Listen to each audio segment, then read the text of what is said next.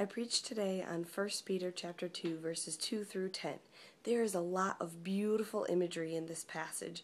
It talks about God calling us and marking us as God's own, us being called out, then having tasted that the Lord is good and being touched by Christ, being called out as a holy nation, God's own people, God's special possession.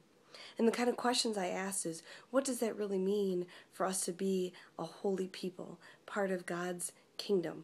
There's this imagery of us being living stones laid out in reference to Christ as the cornerstone, meaning that where Christ is the starting point, and then where we all are kind of placed in reference to that as we faithfully live into the call that God has given us.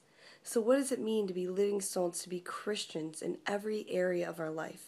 And the challenge that I would love everyone to think of is, does our life look any different than the average non-Christian who seeks to live a good and moral life?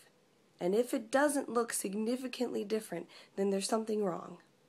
And the question for us to ask is, what would it look like? What should it look like for us to be living faithfully as God's holy people? That's what we're called into and what we're challenged with. And it's really a beautiful thing. For when God marks us and we are become part of God's people, it gives us a holy and wonderful and beautiful worth that is truly good news to celebrate.